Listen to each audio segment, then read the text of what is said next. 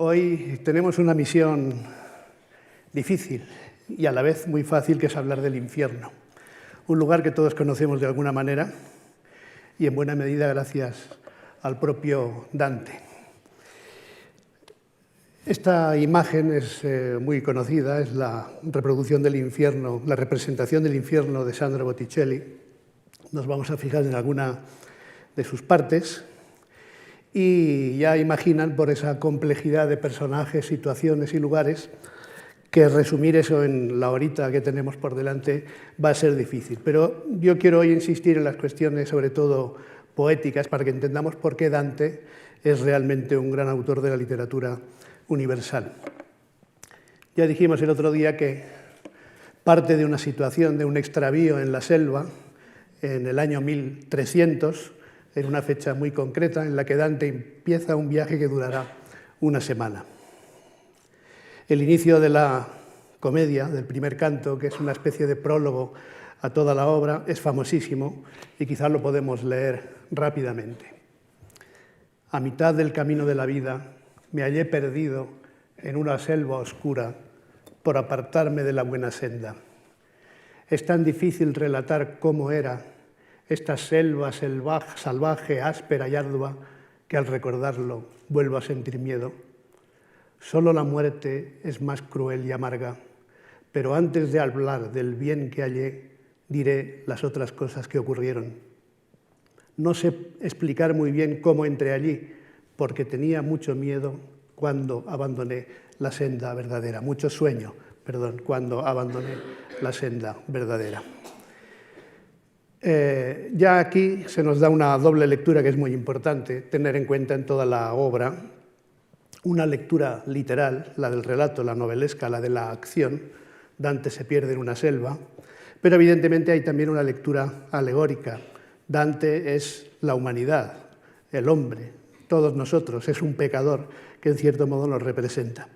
Esta doble lectura, que es un poco más compleja del modo en que yo la estoy resumiendo ahora, debe tenerse en cuenta durante toda la obra, particularmente en este primer canto alegórico, en el que Dante, perdido en la selva, llega un momento en que ve una luz de esperanza a la que quiere encaminarse, pero interrumpen su camino tres fieras. Aquí en esta escena, que es un incunable muy bonito con el comentario de Cristoforo Landino, Venecia 1491, tienen a Dante en tres actitudes diferentes, precisamente el Dante soñoliento al que veíamos ahora, el Dante esperanzado porque ve la luz hacia la que quiere encaminarse, y el Dante que se encuentra impedido por estas tres fieras, que a su vez son alegorías también. Son tres fieras, primero una especie de pantera o de lince, después un león y finalmente una loba, que según los comentarios antiguos pueden representar respectivamente la lujuria, la soberbia y la avaricia, pero que en realidad son como tres formas, de nuevo el tres del que hablaremos tanto, tres formas de la maldad, y esa maldad representada sobre todo por la avaricia. Y al final del canto se habla en concreto de la avaricia de la Iglesia, y en ese momento de incertidumbre aparece Virgilio, que lo ayudará. Y este es el encuentro con Virgilio, porque el próximo día veremos la desaparición de Virgilio y es quizá importante ver cómo lo encuentra. Mientras retrocedía, ante mis ojos, una figura vi que parecía, tras un largo silencio, enmudecida. Cuando en medio la vi de aquel desierto, apiádate de mí, grité enseguida, seas quien seas, sombra u hombre vivo. Respondió, hombre no soy, pero lo fui, y es mi ascendencia de lombardos padres, ambos, para más señas, mantuanos. ¿Acaso eres Virgilio, aquella fuente de la que brota un río de elocuencia? Manifesté con vergonzoso rostro. Oh tú, honor y luz de los poetas, válganme el gran amor y el largo estudio con el que he examinado tu volumen. Tú eres mi maestro, eres mi autor, el único de quien he asimilado el elevado estilo que me honra. Bien, esta especie de mezcla de modestia y de orgullo, de ti he aprendido, le vine a decir al final, el elevado estilo que me honra, es muy característico de la relación de Dante con Virgilio. Podemos preguntarnos por qué Virgilio. Por muchas razones. Casi siempre en Dante hay muchas razones para explicarlo todo. El otro día vimos las razones del título Comedia. Virgilio es el guía de Dante por muchas razones que resumo en dos principales. Una se dice explícitamente aquí: tú eres mi maestro, eres mi modelo. Y naturalmente la Eneida, es decir, el género épico, es el género de referencia para Dante, que en un momento, en otra parte de la comedia, se encuentra muy bien con los grandes poetas épicos de la antigüedad y dice: yo entre tanto ingenio fui el sexto. Y se considera como parte de esa historia. Por tanto, Virgilio, el gran maestro, por su Eneida, en la que además se cuenta un descenso a los infiernos. Pero hay otra razón más de carácter histórico, y es la imagen que buena parte de la Edad Media, que durante buena parte de la Edad Media se tuvo de Virgilio, que era, por decirlo así, el más cristiano de los poetas paganos, por la interpretación sobre todo de la Égloga IV, en que habla del advenimiento de un príncipe, de un emperador, con motivo del nacimiento de un niño, y que en traducciones y en comentarios medievales, por ejemplo la traducción primera que se hizo en castellano, aparece como una premonición del nacimiento de Cristo, como un anuncio del nacimiento de Cristo. Por tanto, Virgilio, el mayor de los poetas épicos y además el más cristiano de los poetas paganos, y al que la divinidad, Dios, y por intercesión de la misma Beatriz, le han permitido salir del limbo, que es donde está, ahora lo veremos con más precisión, para ayudar a Dante. Y por tanto, Virgilio, guía de Dante en ese primer canto, donde se concentran muchos de los problemas. Fíjense que ya, en cierto modo, se ha aludido al argumento, pues el mismo Virgilio le dice lo que va a pasar. Y en estos versos se resume el argumento prácticamente de toda la comedia.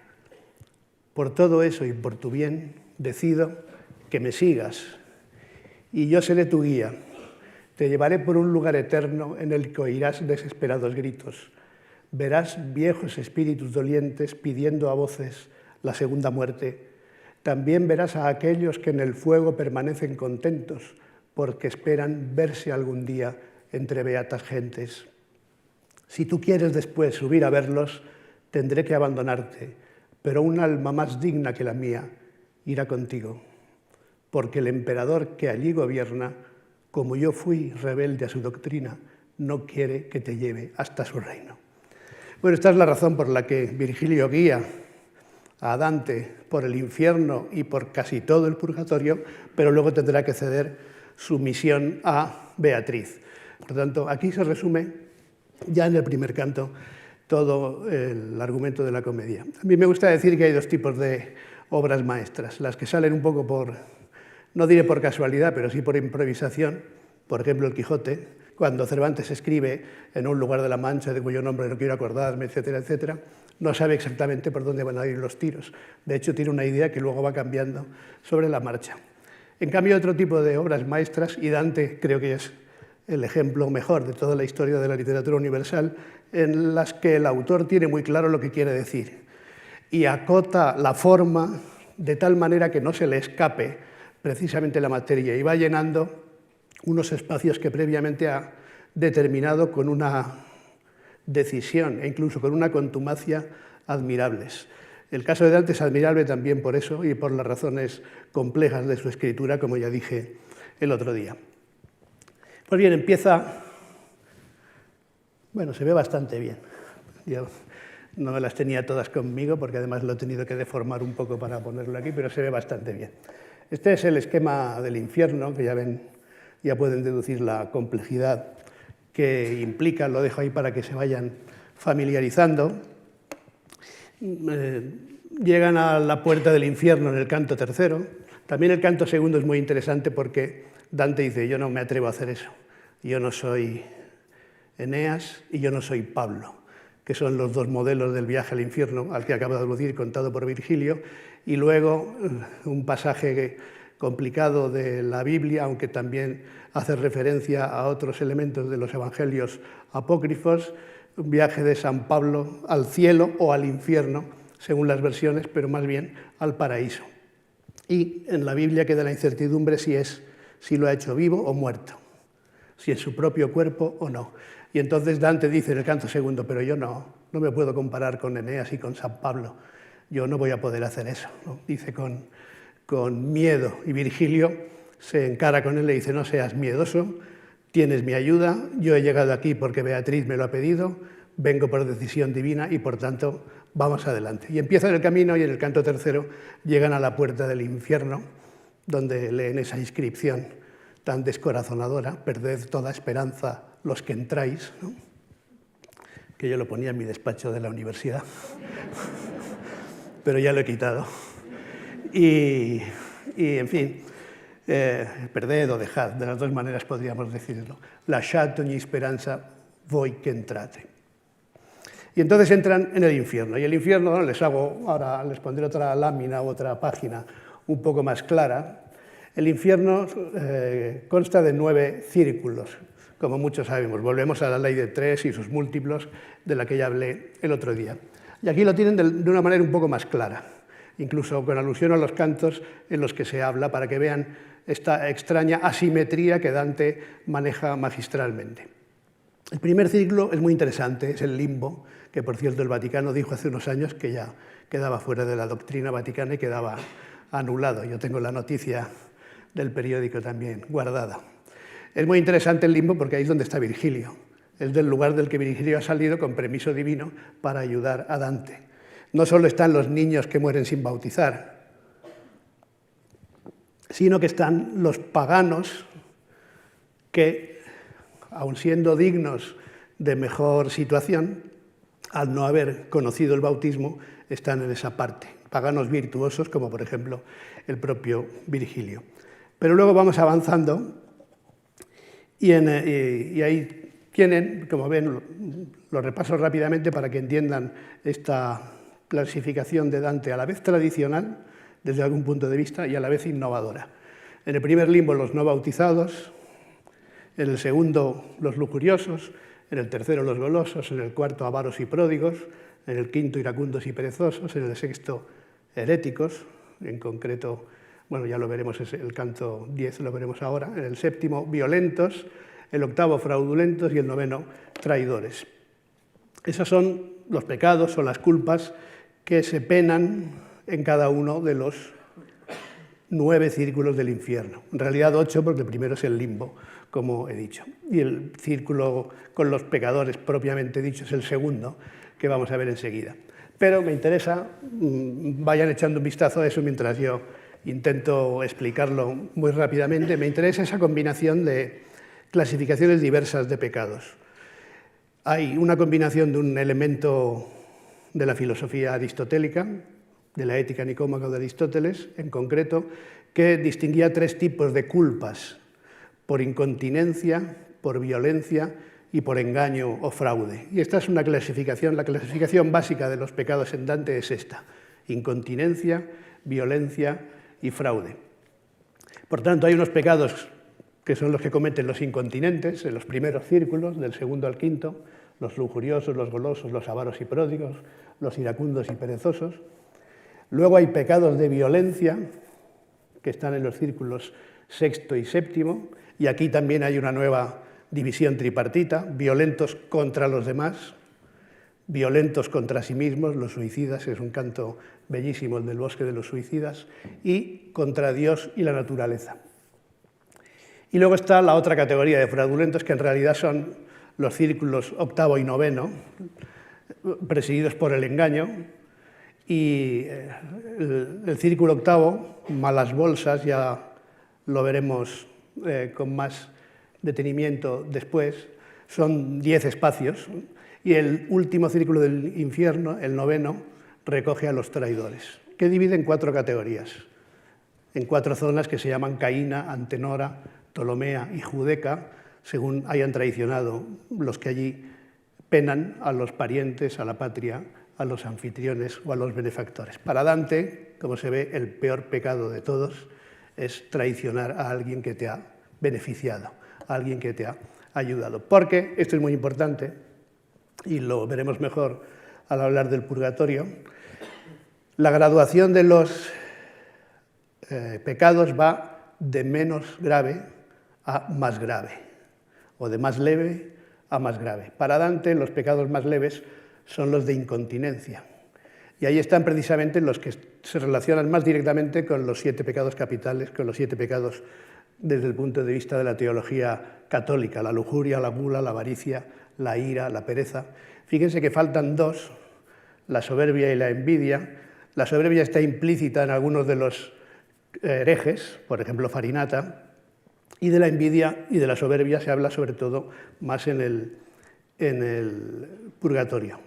Pero como ven, hay un sistema cristiano, un sistema en cierto modo de filosofía antigua o clásica y unas innovaciones personales del propio Dante, que ve como el pecado mayor de todos es el engaño, el fraude, y como sublimación máxima del fraude, o bajeza máxima del fraude, la traición.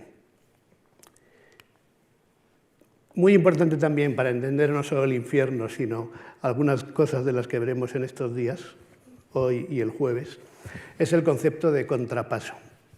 Una especie de ley del talión poética y póstuma, que es donde se concentra quizá la mayor capacidad inventiva de Dante.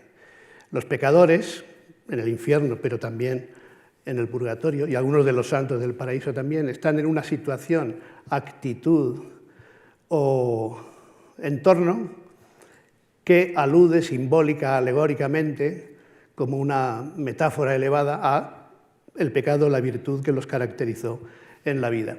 Y esto lo explica el propio Dante con una palabra que, una vez más, como la expresión dolce stil novo, inventa él, que es la palabra contrapaso.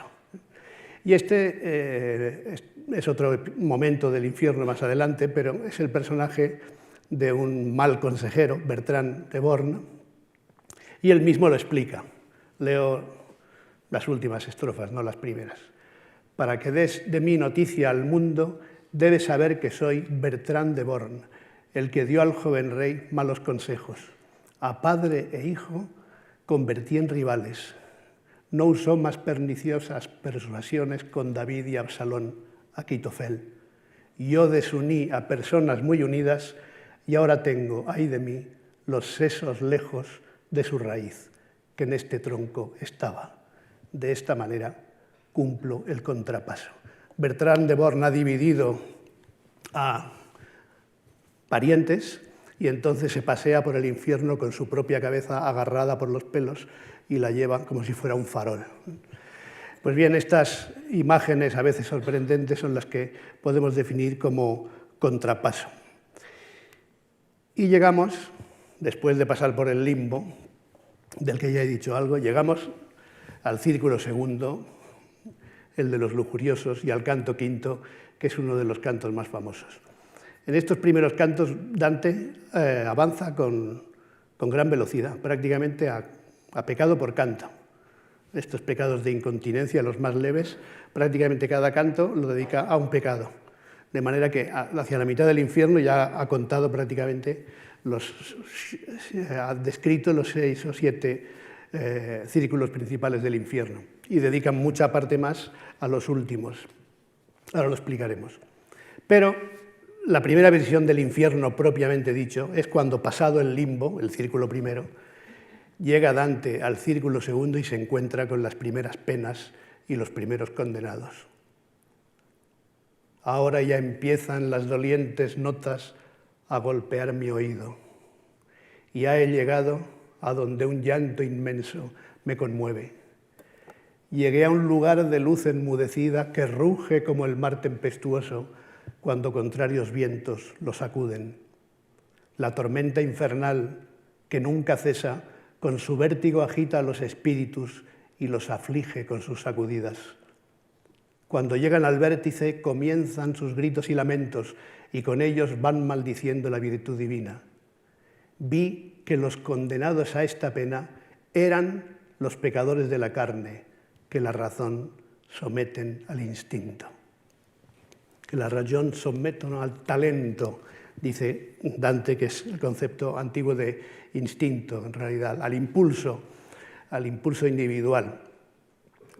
Bien, Dante llega, por primera vez, ve las primeras penas y ve una especie de torbellino o tormenta. Y en este caso, hay otros casos en los que Dante tiene que pedirle a Virgilio la explicación, pero este es un caso muy característico, este es un canto como los que vamos a ver hoy son pequeñas obras maestras o grandes obras maestras dentro de una obra maestra todavía mayor, por la capacidad narrativa de Dante. No olvidemos que es un narrador y no olvidemos que es un enorme poeta. Y aquí Dante, el protagonista, el personaje, deduce, precisamente por la ley del contrapaso, deduce de quién se trata. Ve un torbellino de almas y dice, ya está, los lujuriosos arrastrados por el torbellino de su pasión. Y como sucede en otros cantos, Dante se fija en unas almas concretas, porque esto es un torbellino lleno de miles y miles de almas. De hecho, Virgilio le enumera algunas, grandes lujuriosos del pasado, la reina Semíramis, Elisa, Dido, Helena de Troya y otras, en fin, y dice que son muchos miles más, pero Dante se fija en una parejita que van siempre juntos, a un lado y a otro. Este es posiblemente, como, en fin, no hace falta que se lo diga yo a ustedes porque ya lo saben, un episodio famosísimo, quizá el más famoso de toda la Divina Comedia, que es el de Paolo y Francesca. Aquí les he puesto algunas imágenes un poco curiosas de diferentes épocas. La del manuscrito, lo vimos el otro día, este manuscrito, por otros motivos. Vimos la primera página. Este manuscrito es uno de los copiados por Boccaccio. Y aunque antes se pensaba que esos pocos dibujitos que están en ese manuscrito no se debían a Boccaccio, sino a una mano posterior, ahora se tiende a creer que los dibujó el propio Boccaccio, de quien se conserva alguna cosa más. Por tanto, este sería un dibujito bastante realista, digamos, y bastante simple todavía, del episodio de Paolo y Francesca.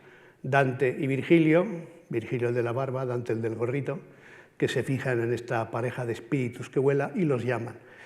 Y es una historia conmovedora por muchas razones, pero quiero destacarla también por una cuestión que me parece importante. Dante coloca en el infierno a los pecadores y los coloca donde tienen que estar. El caso de Paolo y Francesca, Francesca se casó con el hermano de Paolo, de la familia Malatesta, pero se enamoró de Paolo. Se enamoró de su cuñado y cometieron adulterio. Y después el marido los mató a los dos. Esa es, muy mal resumida, la historia, que tiene una doble dimensión también interesante para otras historias de Dante, local y universal a la vez. Paolo Malatesta estuvo en Florencia en su juventud, sirviendo unos años, y es posible que Dante tuviera algún conocimiento de él. Por tanto, es un crimen pasional conocido en la zona, aunque se produjo en la zona de la Romaña, en Rimini, Francesca de Rimini, pero evidentemente también Dante los utiliza como ejemplo universal del amor, en realidad. Y por tanto escoge a unos personajes que están donde tienen que estar, están en la parte del infierno que les corresponde, pero están en la comedia de Dante por otras razones. Dante tiene otros motivos para hablar de ellos, en este caso incluso para describir positivamente, elogiosamente, y para analizar incluso desde un punto de vista personal la autenticidad del sentimiento y las consecuencias que el amor verdadero puede tener. Aquí les pongo una cosa muy curiosa. Es tan famoso este episodio que hay una línea de grifería italiana con el nombre de Paolo y Francesca, por si a alguien le interesa cambiar los grifos de su casa o de su bañera. Aquí tienen a Paolo y Francesca abrazados infinitamente en nuestros hogares, ¿no? Pero bien, ya les he dicho un poco la situación. Dante se fija en ellos dos y Virgilio le dice una cosa muy interesante. Dice, llámalos o evócalos por el amor que sienten y entonces vendrán a hablar contigo. Y efectivamente, después de unas comparaciones muy bonitas, porque todo el canto tiene ese torbellino de almas, es comparado por Dante con diversas bandadas de pájaros, ¿no? Grullas, estorninos, ¿no? Y con unos versos de una calidad extraordinaria. Y luego, estos dos son como dos palomas, ¿no? Como dos tortolitos, podríamos decir ahora, que van siempre juntos. Y aunque el episodio se titula normalmente Paolo y Francesca, habría que ser justos y titularlo Francesca y Paolo, porque Paolo es un personaje menor que no tiene ahí casi ningún protagonismo. La que habla es Francesca. Y entonces Francesca le dice a Dante, mira, aunque Dios no nos quiere, porque estamos aquí precisamente porque Dios no nos quiere, como tú has sido muy amable, te voy a contar nuestra historia. Y entonces le explica lo esencial de la historia Y los versos de más intensidad son posiblemente estos, ya ven su construcción aliterativa y reiterativa, esta anáfora, amor, amor, amor, iniciando cada uno de los tercetos. Y aquí Francesca explica en realidad la doctrina del dolce stil novo en buena medida, ¿no? La autenticidad del sentimiento amoroso y las consecuencias que puede tener, en su caso trágicas. Pero, en cierto modo, en el final hay también una pequeña venganza, como veremos. Amor que prende pronto en noble pecho, prendió en él, se refiere a Paulo, prendió en él cuando vio mi hermoso cuerpo, que después cruelmente me quitaron. Amor que al que es amado amar requiere, hizo que yo lo amase con tal fuerza que, como ves, aún no me abandona. Amor nos procuró una misma muerte. Caína está esperando al asesino. Estas son las palabras que dijeron. Bien, las palabras las dice Francesca, Pablo está llorando todo el rato, como se nos dice en el mismo pasaje, y fíjense este final, Caína está esperando al asesino. Hemos visto la zona, una de las zonas del noveno círculo, del último círculo del infierno, es la Caína, la de los traidores, y la de una parte de los traidores. Es un pasaje muy bonito, del que aquí tiene solo una especie de esencia, y sigue la conversación, porque Dante entonces se queda destrozado. Dice, ¿cómo puede ser que un sentimiento auténtico haya llevado a una conclusión trágica, ¿no? Y ella sigue explicándole. Ella me dijo, no hay dolor más grande que recordar la dicha en la desgracia, y esto muy bien lo sabe tu maestro. Nessun maggior dolore che ricordarsi del tempo felice nella miseria. Y le dice, esto lo sabe tu maestro, es decir, Virgilio. ¿Por qué? Porque en realidad está glosando una especie de sentencia clásica que está en Boecio y en otros autores, ¿no? Y por tanto aquí se pone sentenciosa, solemne y clásica y trágica, y le dice, no hay dolor más grande que recordar la dicha en la desgracia. Pero ya que tienes interés, sigue diciéndole, te voy a contar. Y ahora viene la parte también famosa, que es cómo se produjo ese amor, a partir de un primer beso, un día, ni más ni menos, que estaban leyendo. Y están leyendo la historia de un adulterio, en realidad la historia del rey Arturo, bueno, de Lanzarote y de Ginebra, la esposa del rey Arturo. Leyendo por placer un libro un día, supimos del amor de Lanzarote. Estábamos a solas y sin cuita. La lectura juntó nuestras miradas muchas veces y nos ruborizamos, pero todo ocurrió por un pasaje. Cuando supimos que tan noble amante besó el sonriente y deseado rostro, este, que nunca abandonó mi lado, estremecido me besó en la boca. Libro y autor hicieron de Galeoto. Ya no leímos más en todo el día. Mientras un alma hablaba, la otra estuvo llorando sin cesar, y en ese instante me desmayé, abrumado por la pena, y caí como un cuerpo muerto cae. En fin, nada más entrar en el infierno, Dante ya se desmaya al ver los primeros pecados y los primeros pecadores, porque se ha emocionado muchísimo al oír la historia de estos dos enamorados que por amarse acabaron tan mal, ¿no? Y también tiene su gracia que fueran lectores precisamente de un libro, ¿no? La literatura como generadora de literatura. Galeoto fue uno de los servidores, el servidor que facilitó los amores de Ginebra y de Lanzarote, por tanto hizo una especie de tercería, y aquí está, el libro y el autor hicieron de Galeoto, fueron nuestro Galeoto, y luego este final, veremos otros finales parecidos, en este caso en boca de Francesca, otras veces en boca de otros personajes, a veces en boca del narrador, de este cierre a la vez discreto y a la vez eufemístico y a la vez misterioso, ¿no? Pero que todos entendemos lo que hicieron. Ese día ya no leímos más. Después de darnos un beso, la boca mi baciò tutto tremante, yo he cambiado un poco el orden para conservar el estremecimiento del verbo, estremecido me besó en la boca, y ese día ya no leímos más, porque se supone que se dedicaron a otras cosas con las consecuencias trágicas que ya hemos visto. y Dante se desmaya, se cae como un cuerpo muerto cae. Este es el episodio de Paolo y Francesca, uno de los más famosos, y la narración va avanzando, como he dicho al principio, prácticamente a círculo del infierno por canto, tratando de los pecados más leves, que ya he dicho cuáles son, y que son los que se atienen más directamente a los pecados capitales de la teología católica: lujuriosos, golosos, avaros y pródigos, iracundos y perezosos.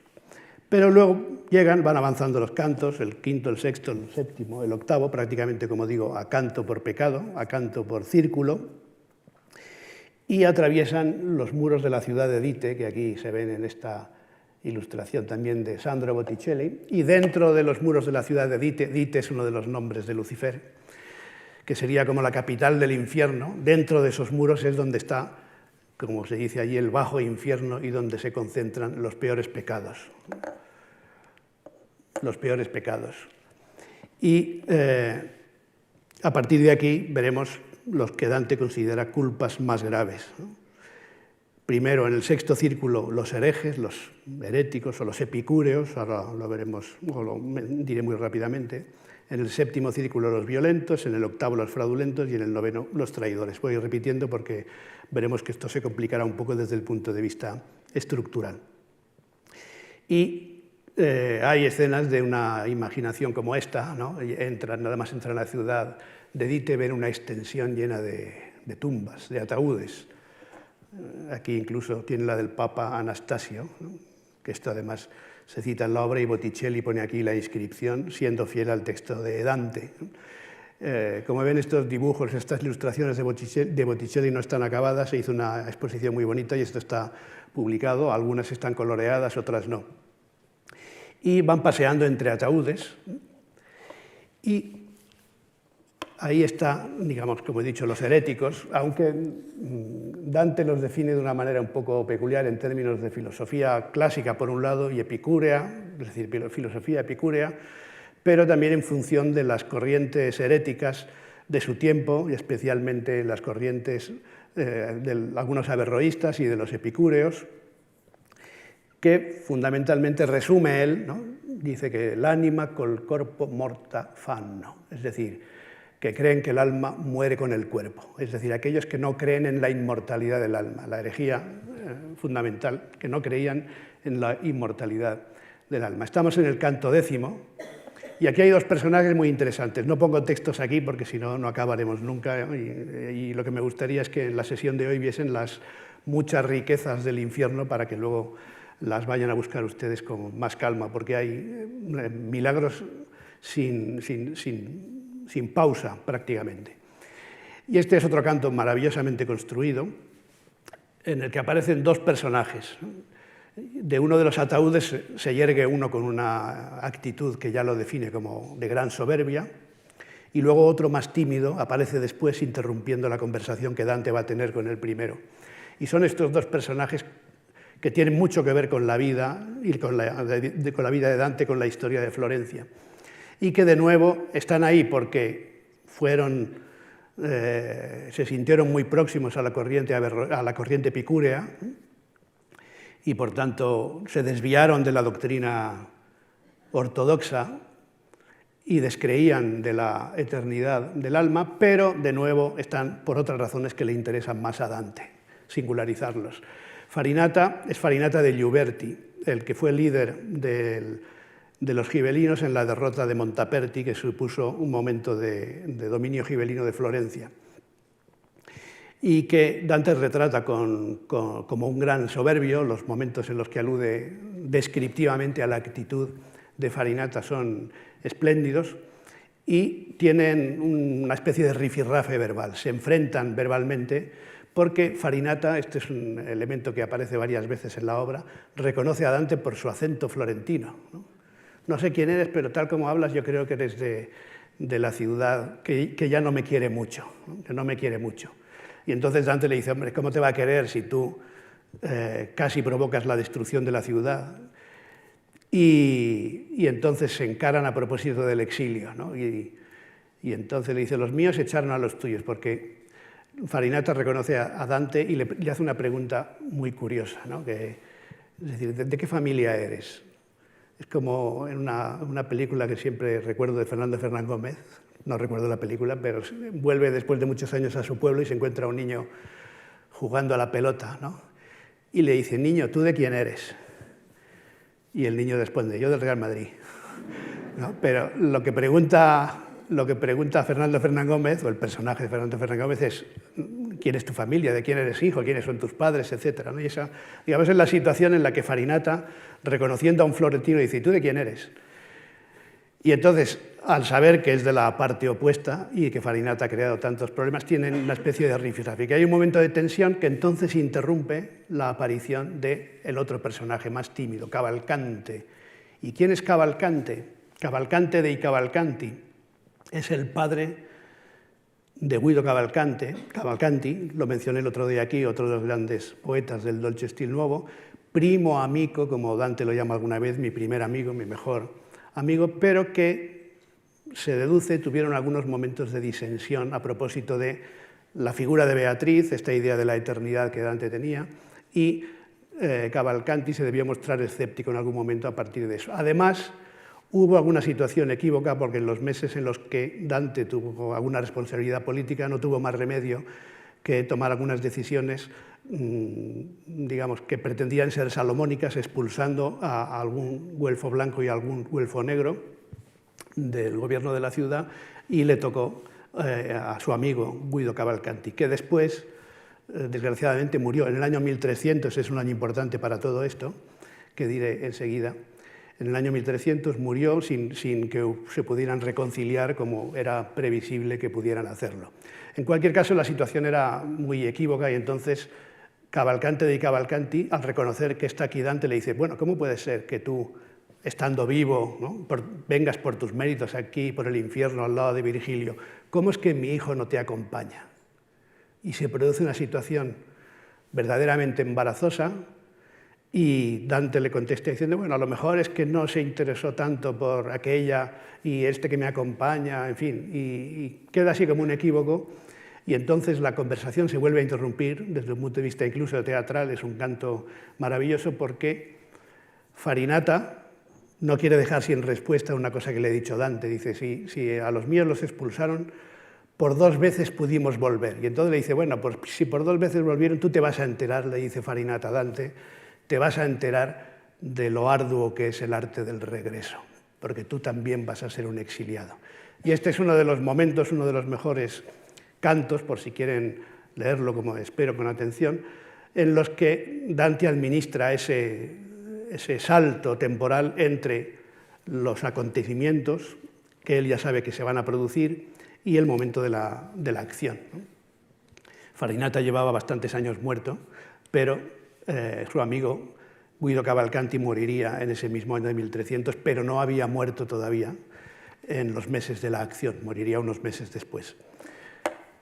Bien, este es el canto de los herejes, no les pongo fragmentos porque si no, no acabaremos nunca, y llegamos a un canto bellísimo también, que no es de los más famosos, pero que a mí me gusta destacar porque es de un gran simbolismo, de una gran belleza. Estamos ya en las distintas categorías de los violentos. Ya he dicho que los violentos están clasificados de nuevo en 3 clases.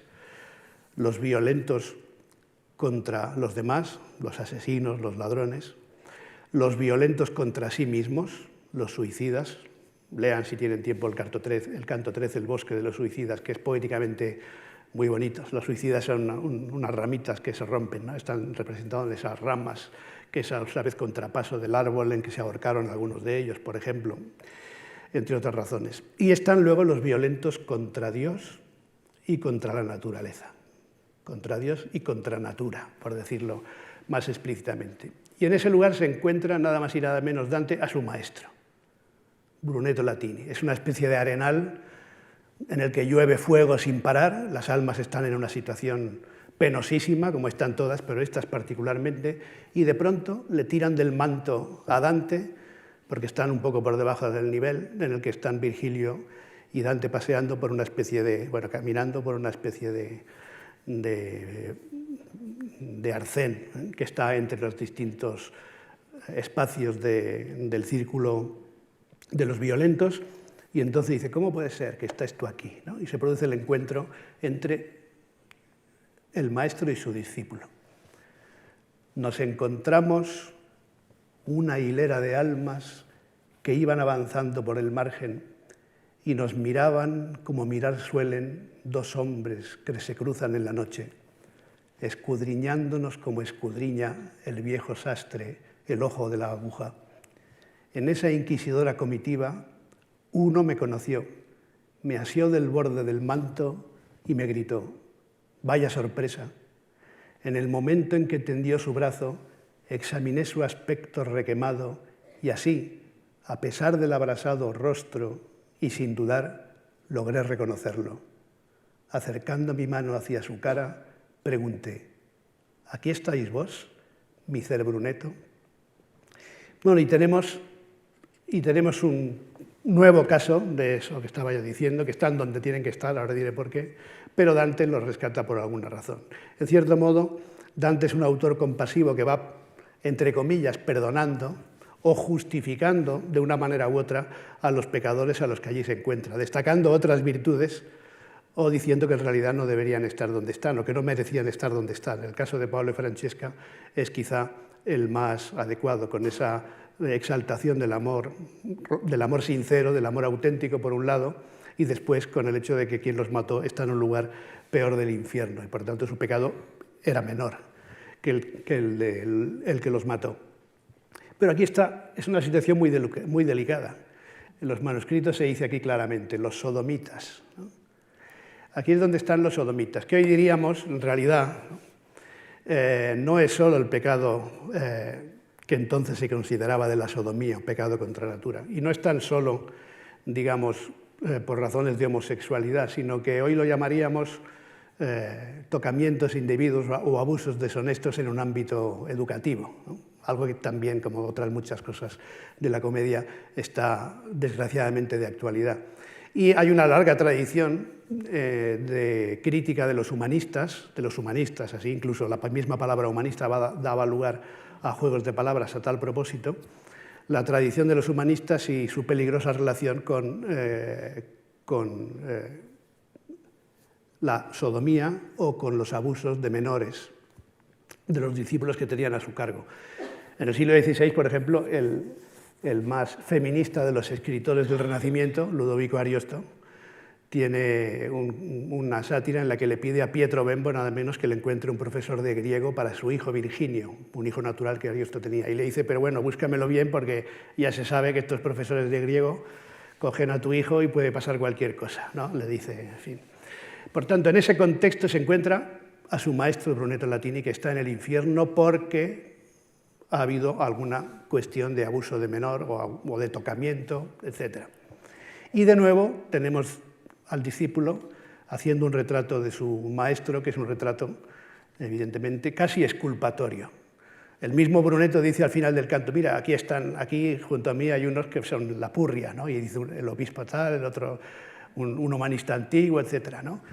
Y aquí están, dice, por sus mal erguidos nervios, lo dice con un eufemismo que es bastante claro, ¿no? Porque han erguido los nervios, digámoslo así, con el mismo eufemismo, de manera inadecuada, ¿no?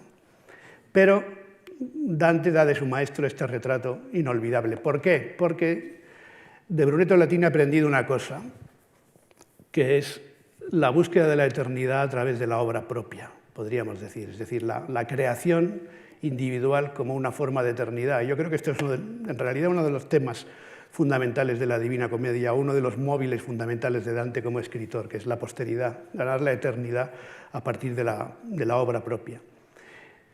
Y Dante le dice a su maestro, si se cumpliese lo que yo deseo, le dije, vos no habríais sido aún expatriado de la vida humana. Lo dice de una forma bellísima, entre otras cosas, porque antes han hablado también del exilio. Brunetto Latini le dice, cuidado con tus compatriotas, que esos que derivan de Fiesole y que ya no son como los antiguos romanos, esos te van a dar muchos disgustos, ¿no?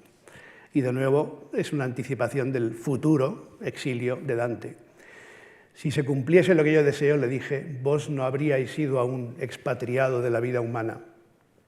pues fija está en mi mente y me adolora vuestra imagen paterna, cara y buena, de cuando tantas veces me enseñabais la eternidad que el hombre alcanzar puede. Y es de justicia que, mientras yo viva, mi lengua exprese mi agradecimiento. Lo que narráis del curso de mi vida, es decir, del exilio, lo escribo y lo comento para uso de una mujer que bien sabrá glosarlo, lo de la experiencia de la comedia. Esta mujer que bien sabrá glosarlo es Beatriz.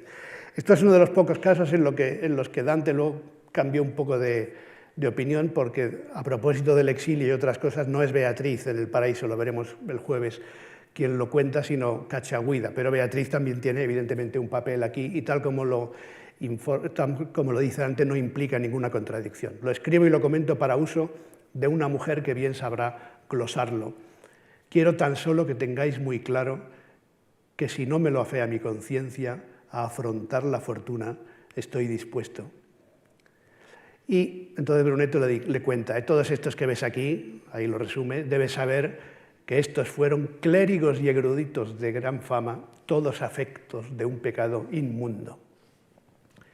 Diría mucho más, pero el discurso no puede prolongarse porque veo venir del arenal más polvareda y yo no debo estar con los que llegan. Los pecadores van llegando como en remesas y ya se acercan los otros porque además van dando vueltas y no se pueden juntar unos grupos con otros.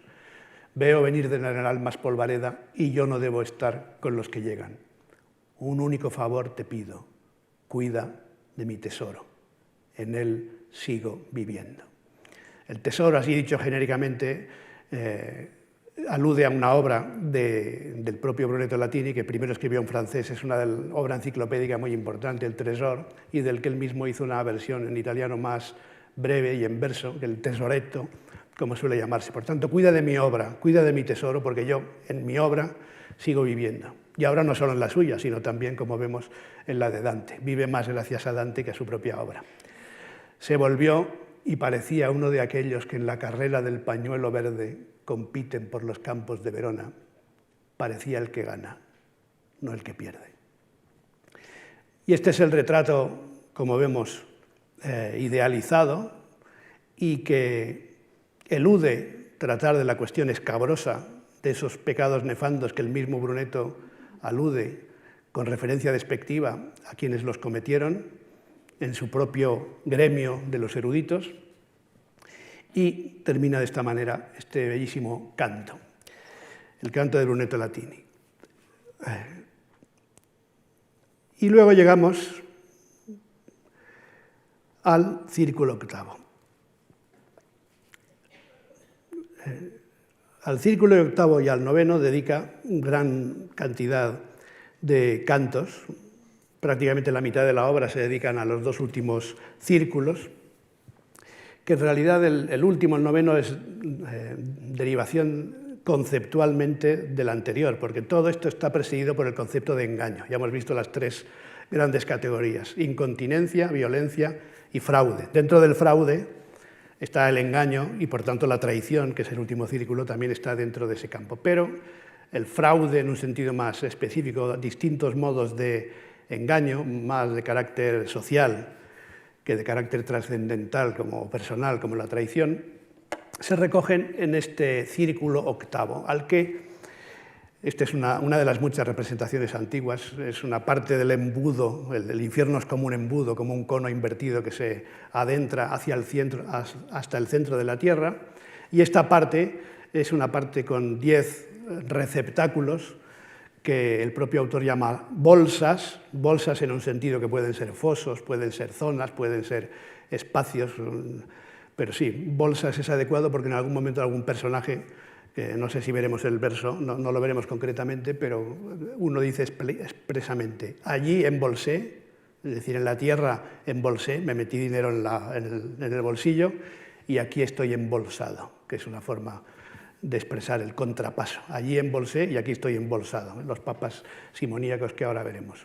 Pues bien, ese octavo círculo de malas bolsas tiene una división muy sofisticada y distingue estas 10 categorías de fraudulentos, que ahí tienen: rufianes y seductores, con indicación de los cantos, lisonjeros, simoníacos, magos y adivinos, barateros, hipócritas, ladrones, malos consejeros, sembradores de discordia y falsarios o falsificadores. Nos vamos a fijar en un par de ellos para que tengan también una idea de esta parte del infierno. Y sobre todo en el canto 19, el de los simoníacos, y en el 26, el bellísimo canto de Ulises. Y aquí también el tono del poeta va cambiando. Fíjense, este es el espacio, la bolsa en la que están los simoníacos. Y se encuentran Dante y Virgilio con un gran espacio en el que hay unos agujeros, con los pecadores metidos boca abajo. Una parte del contrapaso se explica porque en vida no hicieron más, en lugar de mirar a lo alto, mirar a las cosas del cielo, miraron a las cosas de la tierra, a los bienes materiales, y por tanto en el infierno están boca abajo. Y solo se ve de ellos el último extremo de las piernas, se ven solo una parte de las piernas que agitan. Este elemento de la agitación de las piernas es muy importante. En el canto, no lo veremos entero obviamente, pero en el canto Dante gradúa este elemento diciendo, movían las piernas, luego hay uno que la mueve más y después del discurso de Dante contra ese que las movía más, ya las agita frenéticamente al final. Es decir, que hay una gradación hasta de ese detalle que puede parecer mínimo, pero que es fundamental en la condición y en la calidad poética de la escritura de Dante. Total, que están ahí puestos boca abajo, sacando las piernas, que las piernas están en llamas, como si estuviesen untadas con algo y arden. Y aquí en realidad esta representación no es precisa del todo, porque en realidad el que se agacha para hablar con uno de ellos es Dante, como veremos. Y aquí el que se agacha en el dibujo es Virgilio, porque evidentemente es como un espíritu, ¿no? Y Dante es el del gorrito, ¿no? Pero el que se agacha en el texto de Dante es el propio Dante. Es un canto del primer al último verso que ya cambia un poco la actitud, incluso retórica de Dante. Aquí ya hemos cambiado. Aquí Dante ya no va a perdonar a nadie. O quizás sí, pero no, desde luego, a los papas simoníacos. Fíjense que Dante pone en el infierno a casi todos los papas de su tiempo. Todos los papas de su tiempo están en el infierno. Y este es el canto de los papas simoníacos. Se alude a otros papas en otros cantos, pero es un canto incluso, no me atrevo a decir vodevillesco, que es demasiado fuerte, pero sí es un canto muy cómico, en el que Dante cambia la lengua que está utilizando y se enfrenta a los personajes a los que ya no trata con la deferencia con que trata a otros, o con el respeto, o por lo menos con la distancia con que trata a otros. Aquí se enfrenta a los papas y les suelta al final del canto un discurso que es una verdadera filípica contra su avaricia y contra su gestión de la Iglesia. Y ya empieza el canto de una manera retóricamente muy potente. Oh Simón Mago, oh míseros secuaces, que las cosas de Dios que deberían casar con la bondad, vosotros ávidos adulteráis a cambio de oro y plata. Es vuestro turno. Hoy sonará la trompa por los que estáis en la tercera bolsa. En la siguiente cavidad estábamos subidos sobre el ápice del arco, etc. Bueno, y luego viene a decir, qué bien hecho está el mundo, incluso el infierno, porque esto está como tiene que estar, y aquí están los que tienen que estar aquí, por voluntad divina. Oh divina sapiencia, qué bien reinas en el cielo, la tierra y el infierno, y con cuánta justicia das y quitas. Algo que no he dicho hasta ahora, dice, qué bien hecho está el infierno, y estos están donde tienen que estar. ¿Y quiénes son estos?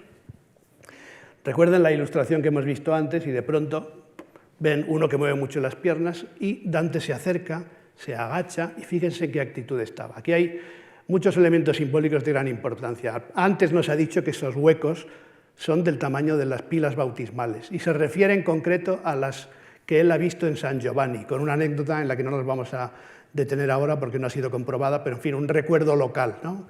El mio bel San Giovanni, el batisterio, que es de hecho de las pocas cosas que podemos ver hoy y que Dante podía ver también, porque las otras cosas son posteriores. Y fíjense cómo describe esta actitud. Yo estaba como el fraile que confiesa al pérfido sicario que reclama al confesor para evitar la muerte. Y de pronto Dante está agachado ahí como si fuera un confesor confesando a un asesino, y de pronto se oye una voz que sale del fondo de ese espacio y dice, ¿ya estás aquí? ¿Eres tú, Bonifacio? ¿Ya has llegado? Es decir, que ahí está un papa que cree que el que ha llegado, al oír ruido fuera, da por hecho que el que ha llegado es el siguiente pecador, que es el Papa Bonifacio VIII, la bestia negra de Dante en aquellos años y después en parte culpable del exilio de Dante y con el que evidentemente tuvo muchas disensiones. ¿Y cómo puede ser que ya estés aquí? Si tú morirás en 1303, ¿no? Y por tanto, dice, ¿cómo? ¿Ya estás aquí? El papa que dice eso es Nicolás III, uno de los más famosos por su nepotismo, de la familia Orsini, dice, conocido por dar de comer a sus ositos, a sus oseznos, ¿no? De manera que están ahí todos los papas de su tiempo. Nicolás III, y después dice, bueno, yo te he confundido con Bonifacio, creía que eras Bonifacio, porque tarde o temprano va a venir aquí. Y después de Bonifacio va a venir también Clemente V, que será el peor de todos, un nuevo Jasón, por el que se llevará la corte papal a Aviñón y otras muchas cosas. Pues en fin, este es el canto de los papas. Y entonces Dante, después de esa filípica que me salto, pero léansela, es un consejo que les doy, dice, bien castigado estás, te lo mereces. Y cuida bien la ilícita ganancia que te hizo tan osado contra Carlos. Y si no fuese porque me lo impide la reverencia por las altas llaves que en la vida terrena detentaste, usaría palabras aún más duras, porque vuestra avaricia aflige al mundo, pisando al bueno y aupando al malo. Bien castigado estás, te lo mereces, le dice al Papa Dante. Y a todo esto asiste Virgilio, viendo a su discípulo, ¿no? Y Virgilio está contentísimo, viendo a este joven que le canta a las 40, como decidí traducir aquí, porque Dante dice algo parecido a eso. Mientras yo le cantaba a las 40, comido por la ira o la conciencia, él movía frenético las patas. Y aquí tenemos el clímax, ¿no? Todos estos mueven las patas, hay uno que las mueve más y este, después del discurso de Dante, las mueve sin parar. Creo que a mi maestro le gustó, pues con alegre rostro estuvo atento al son de mis palabras verdaderas. Decía, aquí yo en este canto estoy diciendo la verdad y estos están bien castigados. Otro canto bellísimo que resumo en 2 minutos porque ya me quedan poquitos, pero ya estamos cerca del final, es el canto de Ulises. Este es un canto de una belleza difícil de resumir. En el canto anterior han aparecido varios florentinos caracterizados por ladrones y estamos en el canto de los malos consejeros, en el canto y la bolsa de los malos consejeros. Ulises, del que Dante sabía menos que nosotros, porque tenía, digamos, pocas informaciones y había leído pocas cosas a través de un resumen latino y conocía el episodio de Circe, los engaños y con Diomedes y la amistad con Diomedes y el caballo de Troya. Y dice, resumiendo mucho, ¿qué representa Ulises aquí?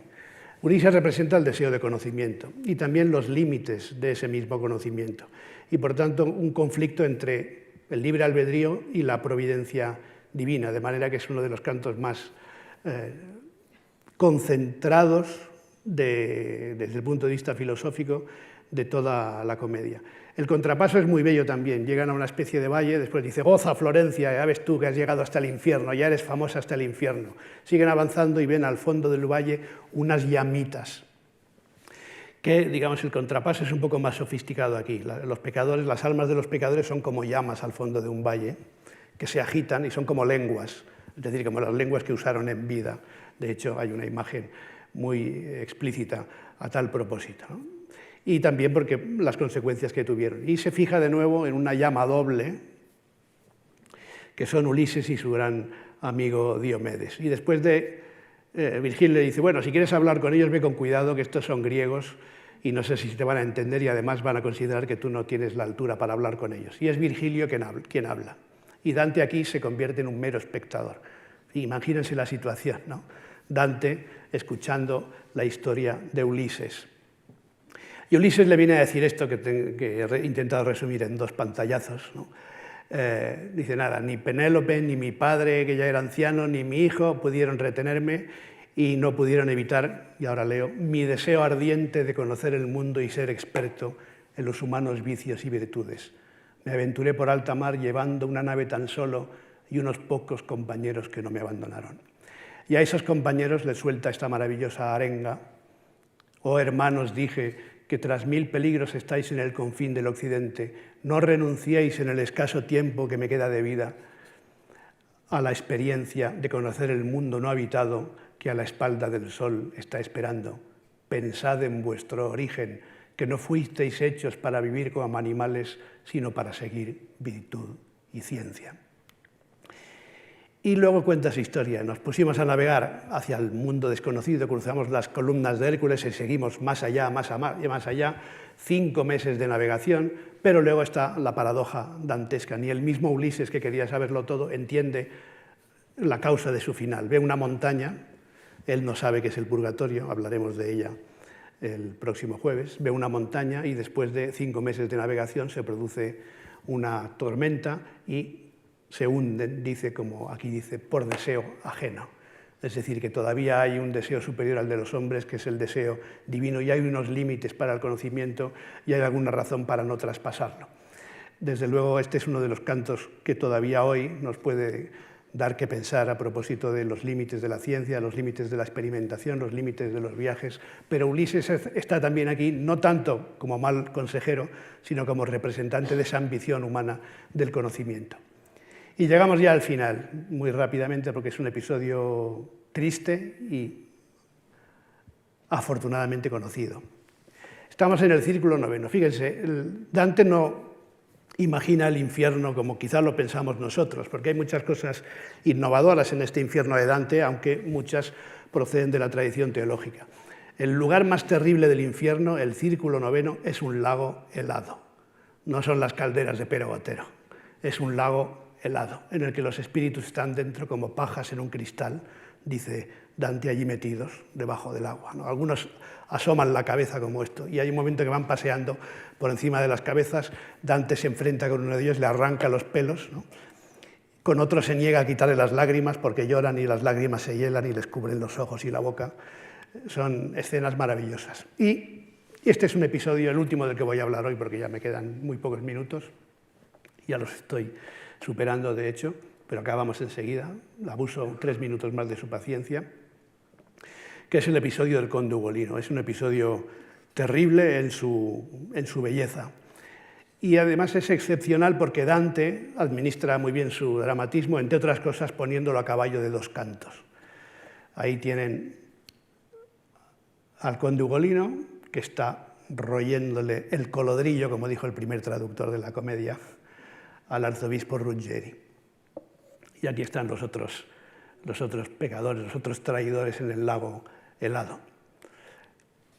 Y este es el final del canto 32. Nos separamos de él y a 2 helados vi juntos en un hoyo. La cabeza del uno hacía de sombrero al otro. Como el hambriento que un mendrugo roe, así el de arriba hundía el diente al otro donde el seso se junta con la nuca. Con el mismo desdén con que Tideo le mordió la cabeza a Menalipo, así éste hacía con el cráneo ajeno. Oh tú, que en modo tan bestial demuestras tu odio por aquel al que devoras, dime por qué, le dije, y si te quejas con razón de su afrenta, cuando entienda quiénes sois y cuál fue su culpa, el mundo de allá arriba sabrá por mí tu historia. Si esta con la que hablo no se seca, si esta con la que hablo la lengua, si no se me seca la lengua, el mundo sabrá tu historia. Y ahí acaba el canto, con esta interrupción desde el punto de vista retórico extraordinaria, y después de la introducción del canto 33, Ugolino cuenta su terrible historia. El conde Ugolino fue acusado de traición por su antiguo señor, el arzobispo Ruggeri, y encerrado en una torre en Pisa. Todavía se pueden ver algunas de las casas en Pisa, se puede ver una parte de la casa del conde y la torre del conde Ugolino y otros aspectos de este episodio. Este debió ser un episodio terrible, entre los muchos episodios terribles de la época. Ya hablamos de esos enfrentamientos de entonces y acusaciones de traición, idas y venidas de los intereses políticos. Y encerraron, el arzobispo Ruggeri encerró al conde Ugolino con 2 o 3 hijos y algún sobrino, con sus hijos y sobrinos, en la torre que se llamaba de la Muda, porque era una torre destinada a la muda de los halcones, y que se usó para encerrar ahí al conde Ugolino con sus hijos y sobrinos, y un día decidieron cerrar la puerta Calicanto y dejarles de dar de comer hasta que murieran. Decidieron que murieran de hambre. Y la estructura incluso trágica de este canto es maravillosa, como Dante va pautando el tiempo y el modo en que se expresan los hijos en referencia a su padre. Y aquí Dante es simplemente un espectador, no hay interlocución. El Ugolino apela varias veces a Dante y le dice, tú si no te conmueves por esto, ¿por qué te puedes conmover? ¿No? Has llegado a este punto y te estoy contando lo más terrible de todo el infierno y tú, si no te conmueves por esto, ¿por qué te conmueves? Y Dante calla y simplemente escucha, porque es el propio Ugolino que cuenta su historia. Cierran la puerta, va pasando el día, él ve en el rostro de sus hijos y sobrinos famélicos, ve su propia desesperación, hasta el momento en que sus hijos le dicen, padre, sufriremos menos si nos comes, pues de estas carnes míseras tú nos vestiste y puedes despojarnos. Me calmé para no agravar su pena y por 2 días nadie dijo nada. ¿Por qué, tierra cruel, di, no te abriste? Antes ha apelado a Dante, ahora ya a la tierra. ¿Cómo es que en ese momento no se abrió la tierra? Llegado el 4.º día, mi hijo Gado, antes ha habido otro hijo que lo ha interpelado, ahora es Gado, suplicante y tendido a mis pies, dijo, ¿por qué, padre querido, no me ayudas? Allí murió. E igual como tú ahora me ves a mí, del 5.º al 6.º día los vi morir a todos, uno a uno. Enceguecido los buscaba a tientas y por 2 días los llamé, ya muertos. Después, más que el dolor, pudo el ayuno. Dicho esto, con ojos extraviados volvió a roer el cráneo con los dientes fuertes, cual los de un perro con su hueso. Fíjense esta terrible ambigüedad del final, no solo este círculo que se cierra, hemos visto en la escena y además en el final del canto 32 que está royéndole el cráneo y cómo termina, él vuelve a roer el cráneo, ¿no? Con los dientes fuertes, con las del perro con su hueso. Está esa circularidad que digo, pero también esta terrible ambigüedad del final. Después, más que el dolor, pudo el ayuno. Podemos entenderlo de varias maneras. Me morí porque me morí de hambre, ¿no? O porque me empecé a comer a mis hijos, como dijeron algunas noticias de la época que aludían a episodios de canibalismo. Quizá el mejor resumen de este episodio final son unas palabras de Jorge Luis Borges, uno de los mejores lectores de la comedia de Dante y uno de los que mejor vio la altura extraordinaria de este gran poeta de los siglos XIII y XIV. Borges escribió, en la tiniebla de su torre del hambre, Ugolino devora y no devora los amados cadáveres, y esa ondulante imprecisión, esa incertidumbre, es la extraña materia de que está hecho. Así, con 2 posibles agonías lo soñó Dante, y así lo soñarán las generaciones. Con 2 posibles agonías. Luego, parece que no podamos ir más hacia lo terrible, pero al final vemos a estos grandes escritores como Dante que no descuidan ningún detalle, pero que nos dejan siempre algo a nuestra imaginación de lectores. Y llegamos al vértice del infierno en el que está, naturalmente, Lucifer, y que también, casi diría naturalmente, tiene 3 cabezas, con sus respectivas bocas, y en cada una de sus fauces está machacando a un traidor. A un lado tiene a Bruto, al otro Casio, es decir, los traidores de César, y en la boca central está machucando con sus mandíbulas a Judas. En el vértice del infierno está, como digo, Lucifer, pero no queremos cuentas con él y nos veremos en el paraíso el próximo jueves. Muchísimas gracias por su atención.